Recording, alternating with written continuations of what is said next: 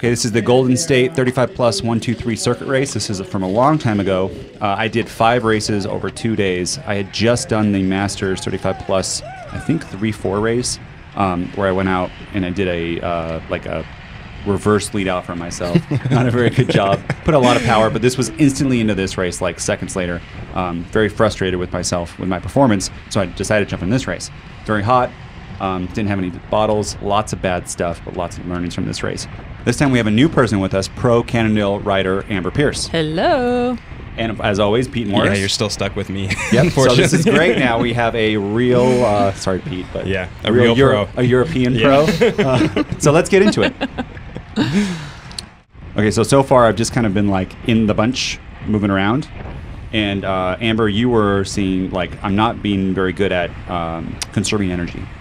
Right. Well, it does seem like you were easing into the race, given that you were starting this pretty tired, and so you needed some time to bring the legs around. I think that was probably wise. And we know that oftentimes in crits, the first moves aren't the ones that stick anyway. So this was probably a good use of your time initially, but we do see through some of these corners, these are really gentle corners. So not being super technical, you can pedal through most of these, and it looks to me like you're coasting a lot into them, which is forcing you to accelerate on the outside of them, which is the last thing that you want when you're racing with tired legs. I was totally doing that, and I think too, because we're taking those corners a little slower, your bike isn't leaned as much, so it's easier to pedal. Exactly. And maybe a rule of thumb would be I could have looked ahead and see, hey, everyone else is pedaling through. Exactly. Why don't I pedal through? Right.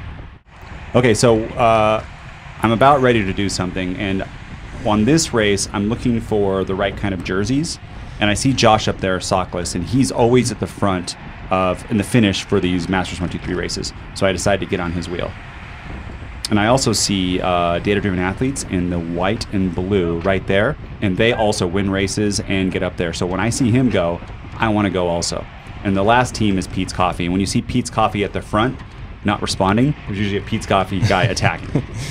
So Amber, on this though, I didn't really cover that fast enough, did I? No, I think you could have accelerated more through that corner and oh my stayed God. on his wheel. And here we go. Yeah, so... Okay, I was embarrassed to show this. Right there, what happened, I have done this course like with the 3-4s and the 3s, I don't know. Yeah, 50 laps. 50 laps on this. We never took that corner like that fast. And that just shows you like, we were going, I don't know, 34. And it's a different kind of experience in that. I haven't done that since ever, and I don't think I'll ever do it again in my life. But I was just not ready for that. Right. Right, it happens. Yeah, it's a much different corner all of a sudden. The Yeah, course is different too, right? Yeah, when you're actually going at fast. 34 versus 23. I don't think I've ever had that corner be fast in any of the other races. So embarrassing to show that, but I could have seriously hurt someone. I think if someone was there, I would have just like leaned in more. But it surprised me. Yeah, well, it's a good thing you were by yourself, and it's a good lesson. Oh, here goes another attack. And this was a point where it was slowing down a little bit, so you can probably guess that there's a counter coming, so that would have been a good thing to anticipate. But what you did here was really good. You waited until the two key teams wanted to cover the move and went with them, although, again, you could have anticipated that and maybe reacted a little bit more quickly to avoid having to bridge. Okay, let's go back to the attack. So I should be watching these people to see if they're going to respond. And I could have responded like a half a second sooner, like watch right that there. Body, yeah. The body language. You kind of see them push, and I could have done an extra 2 pedal strokes, then not had to put out maybe 1,000 watts. I could have jumped on the wheel faster. Right. And that's a really small moments like that can make a huge difference in terms of the total work that you end up doing. And that is my pattern over and over again in this race. I wait too long. But also, though, I think now I'm like, wow, we got Pete's Coffee, we got data-driven athletes, we got Josh's teammate here. I'm thinking this is a good mix. Right, and usually if you have a couple of really powerful teams, if you have those jerseys represented in a break, it kind of neutralizes the power of the team, because theoretically, if they're motivated to get into a break, the team isn't going to chase down their own teammates. So that's generally speaking a good idea if they actually really want the break to go, which, as we'll see, is maybe not necessarily the case here. Yeah. And what in this race coming into it, I wanted to be in breakaway with Pete's Coffee, or I didn't want to break away up the road with Pete's Coffee and data-driven athletes, because then it gets so frustrating because their teams just sit on the front and don't pull and just cover you, and it's hard to race that way. I'd rather be the opposite, but everyone catches us. Yeah, and it's still early in the race, so I think jumping on those wheels, if the wheels right in front of you are making the bridge, then for sure follow them. It's a free ride. But it's only 12 minutes into the race. It's 60 minutes. There's still fresh guys that are willing to chase too. It doesn't have to be you every time for the first maybe quarter or third of the race. You can be a little bit more reserved in the way you're spending your energy.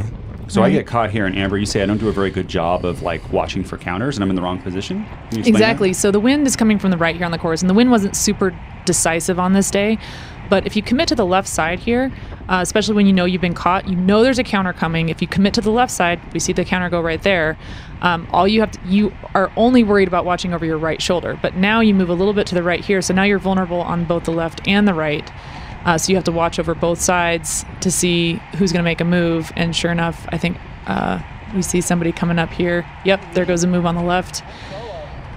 So you're better able to anticipate if you're only worried about one field of view, whether on the left or the right. And in that case, you had the opportunity to do that because there was a crosswind and you could have been on the protected side of the road watching for that counter to come across. So again, just an instance of better anticipation. So this is one where it goes from strung out to bunched up again. And again, that's a good place. There's the counterattack. There's the counterattack. Again, I'm too far forward, right? It's hard for me. Right. I can't get a free ride. And if somebody does try to bridge across that, by the time they come by you and they get into your peripheral vision, they're going to be going a lot faster than you are. And then you're going to have to do a lot of work. Like this. Like this. I didn't react as slowly. No, exactly. Your reaction time on this is a lot better. And so here you are back in the draft. You got two really motivated riders getting a free ride. This is exactly what you want in this situation. And here we are. The move got caught. So what's going to happen? It's funny, in the lower categories, this does not happen. But in Masters and in the P12, does it happen in the P12? Every single single attack is a counterattack. There's a nice little train that went by there. But you're still sitting second wheel. Too far up, right? You're gonna be really aware of what's happening around you, right? But now, I mean, you get lucky here a little bit because the guy right in front of you starts to go, which gives you a nice line onto that. And someone fills in for me. But here we go again. So there was an acceleration. You can see that you're decelerating here. What do you think is going to happen? Yeah, you could pedal real hard around that outside of that corner. There's plenty of room. And then you wouldn't have to reaccelerate right now. Yeah, because I'm, 600 watts? Right. They take it out of you. They do. You only have so many of those. And you need some at the end. Yeah. Foreshadowing.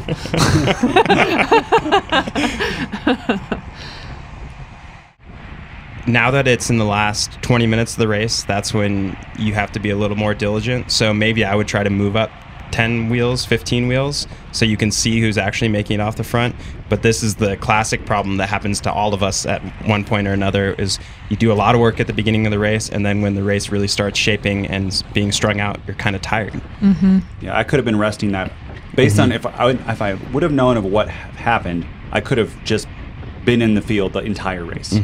Well, looking at, I mean, even if you try to cover a few of those first moves, watching the dynamics that Pete's were employing in those breakaways and seeing that they weren't super motivated for a break, just recognizing that their purpose there was to soften up the field, you probably could have relaxed a little bit, and knowing that the Pete's team wasn't super motivated. So that's a huge chunk of power in this field that's not super motivated for a break, probably at least in the first half. So you know that they're going to be looking to set up somebody else later on the race. That might have been a good way of kind of figuring that out. Because hindsight's always 20/20, but you got to make use of the information you have at the time and then make those decisions pretty quickly on the fly. Back there was an example too. I didn't do the corner very well. I think I coasted when I should have pedaled, and I got dropped the wheel and I had to close it up again. Well, and that's what happens. Oh, sorry. Yeah, I was going to say, here's a momentum one where you should be pedaling right now. Look, it's bunching up. 90 watts. Yeah. You could make up 10 positions. They're still coasting. You could be I'm moving up. Look at it. Yeah, but it would have been done. No, I think. Look at this. This is amazing. All right. Good job, I will Nate. say Good you did job. make it. And then boom. So now this is where you should be hanging out. This is the sweet spot, right? Yeah. Unless I move forward a little bit more. One rider off the front. You kind of know most races, especially when you in a crit like this where you start to have this rhythm of attack, counter, you know that it's going to go strung out, bunched up, strung out, bunched up. So when it bunches up, put yourself in better position so that when it strings out again, you're in those top 10 wheels and you didn't use a lot of energy to get there. It's just a good kind of rule of thumb to pack away in the back of your brain. And a lot of the time on a course, it bunches in the same places each time and strings out in the same places each time. So you can anticipate what's going to happen before it does and put in some energy where it's necessary. Right. Okay, so now we're in a breakaway, and we have data-driven athletes, who I wanted to be with, and Pete's.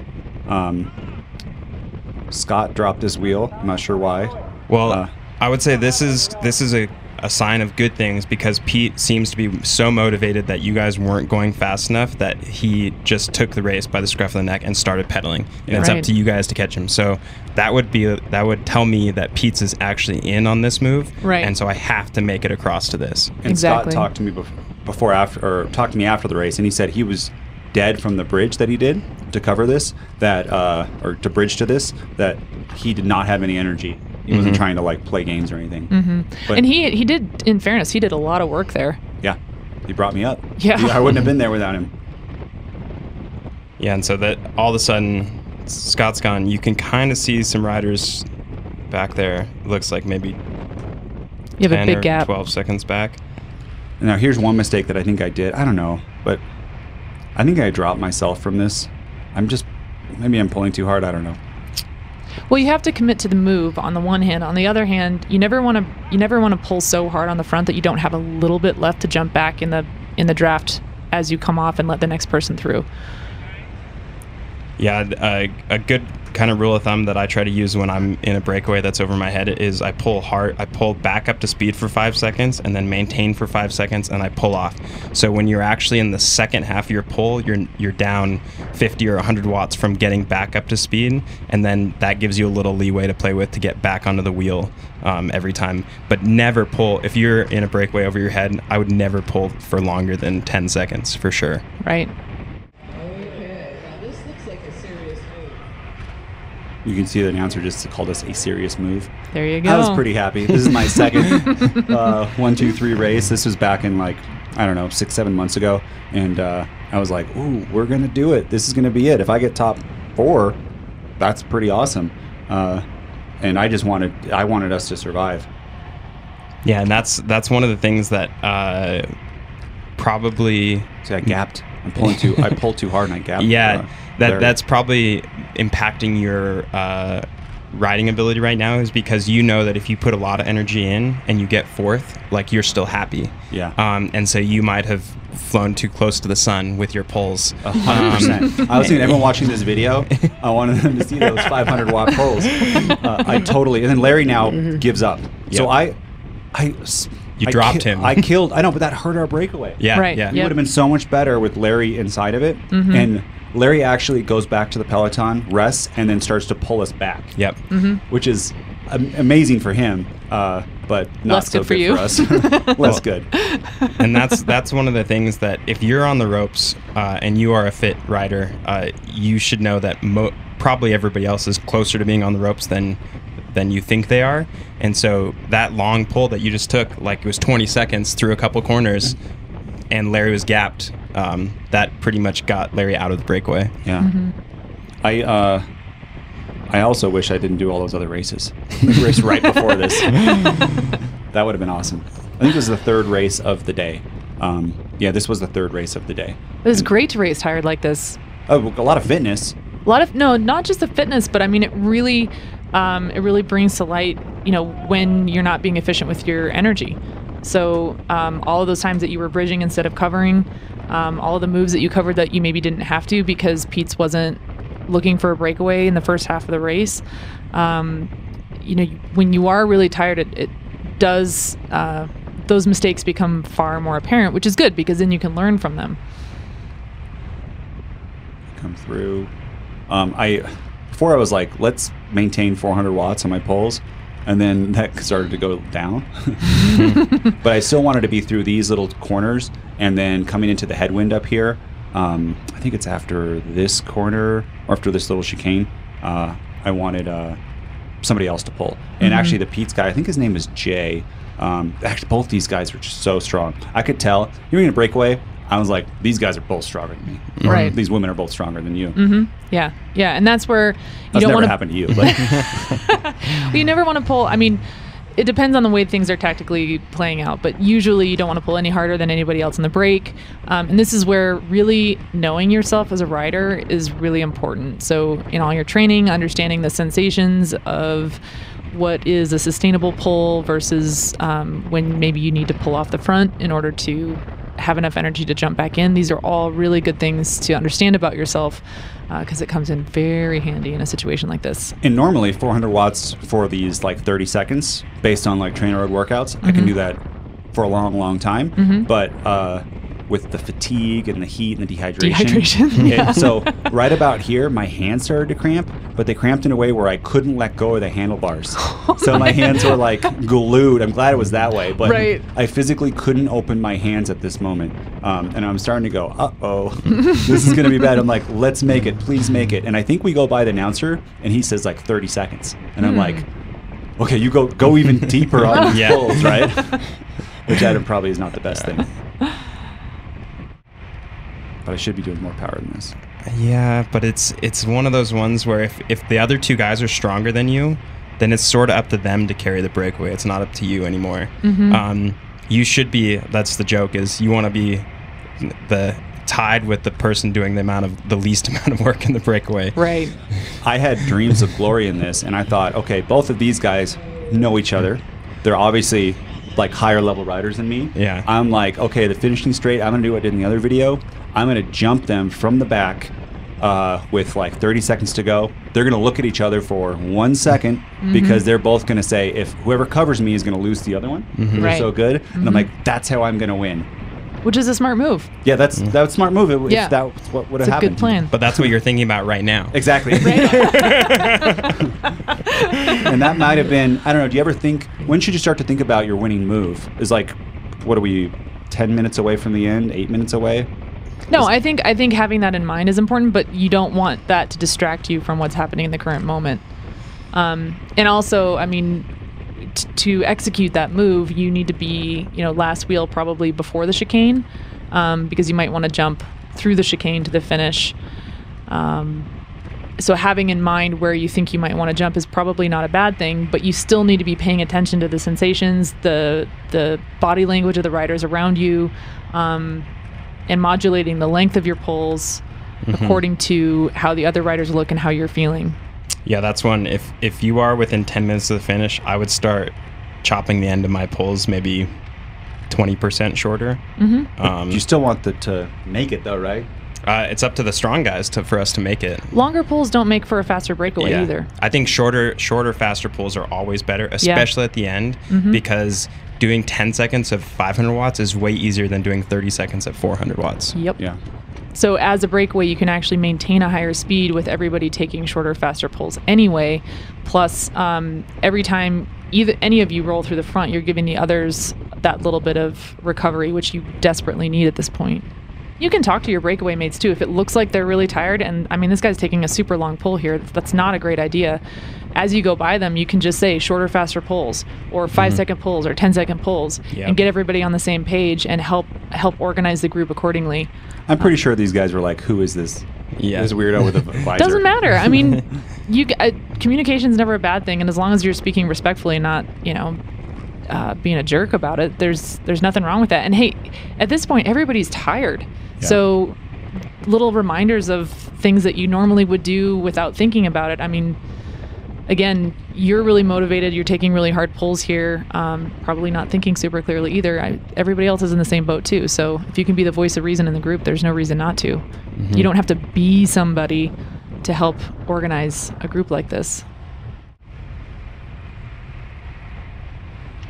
Ooh, see, that's a rough way to tack back onto the group. So right here is where I start to die, and I can't get back on. Like, I am so tired right now. My heart rate's high, and the cramping is starting to get to me.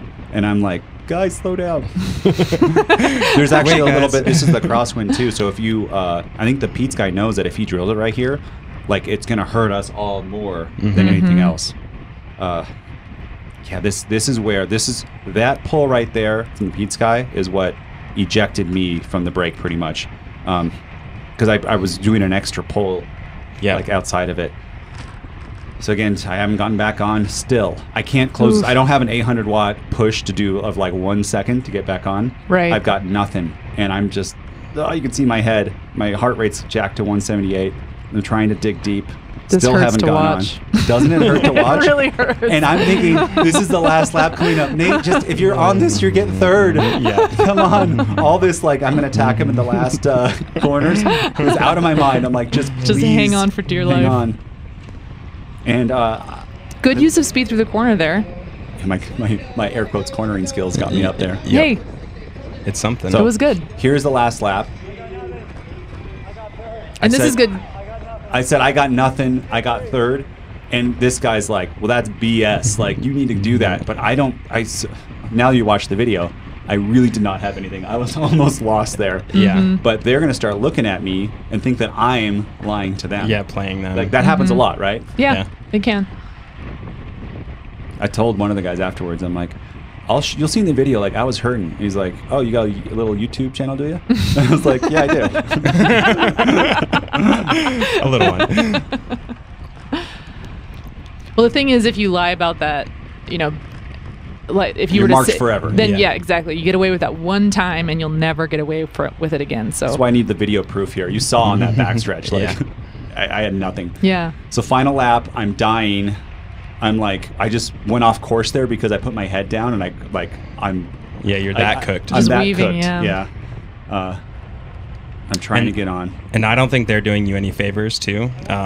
Like they aren't keeping it smooth for you. No, they're not. No.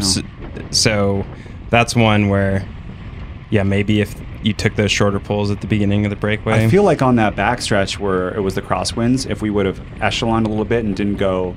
And shorter pulls. Yeah, as hard on that, we could have made it because my inability to do this is messing up the whole break. My inability to like contribute, take a pull, yeah. So I just said it's on video. So now we're going only 23. Yeah. Before we're going 28. And how fast can the peloton catch us? They're going 30 or 31, I'm sure. Yeah. So, and we had the power, right? But it's more of a we just aren't how working you use together. it. Yeah. This hurts to watch you too. I just should have drank more water. And hey, on that note, I mean, it is really okay to ask somebody for water in the middle of a race. It wouldn't have done me any well, but 30 minutes ago, you can do it. Would have been awesome. I should ask JD. Yeah, there's people or Scott. Anybody. You have friends in the race, and anybody who asks for a race, you can always give it a little bit. That always what comes around goes around. If you're a nice guy in the peloton, it helps. Yeah. So I don't know if they were hurting so much, but man, we're doing like again on this pole we were going 24 when before we were going way faster. Yeah, and they're still taking those long pulls, which you just saw somebody came up behind us. Yep. Mm-hmm. There's the peloton, and I've had a lot of hard finishes. Or disappointing, like mentally hard. Mm-hmm. This is one of them because this would have been the biggest race that I would have gotten a place in. On the podium. With heavy hitters, too, right? Yeah. Like former world champ, national champ. Although, it's their teammate, so of course that's why they're not up here. But yeah, as soon as I saw, this is Mark Tucker, very, very strong Masters rider. As soon as I saw him with us, I was like, uh-oh. That means everyone's really close.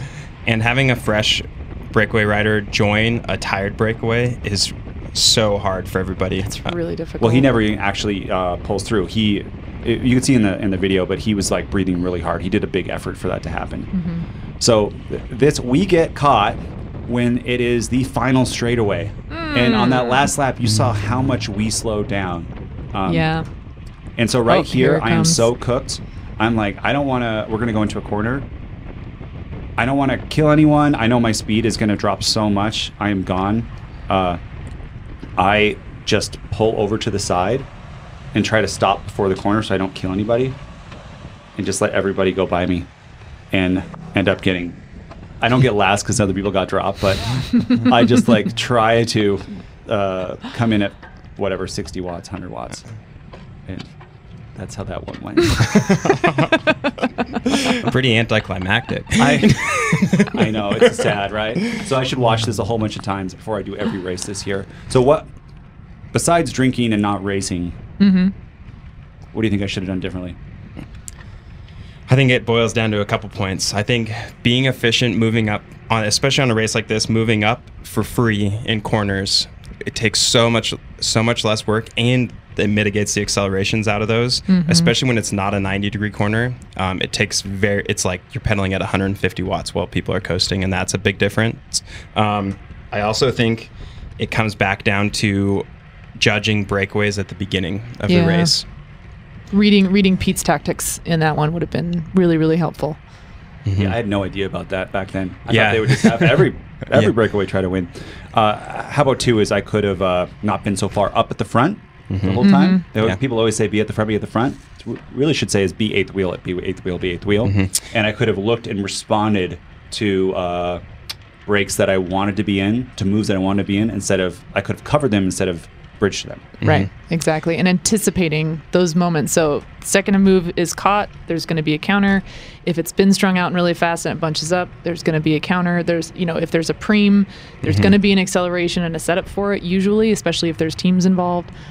So those crux moments, you can just really anticipate those, and that cuts your reaction time down because you're predicting what's going to happen. And like you said, it's a big difference jumping into the 1-2-3 races where there is a counterattack every single time. In the lower categories, it's not every single time, so you can kind of pick and choose a little more. Okay. Thanks, you two. Going into a season of P12 racing, where it's going to be this, but on steroids. It's going to be awesome. Do some racing. Hopefully not. Hopefully not. not real steroids. Oh, geez. Well, I'll be racing with Pete though sometime, so that'll be fun to watch. Yeah, we're gonna have some awesome videos. Cool. Thanks, everyone. Good stuff. If you like this video, give it a thumbs up. If you want to learn how to be a faster cyclist, do a few things. First, check out TrainerRoad.com. Check out Ask a Cycling Coach podcast, and it's on YouTube.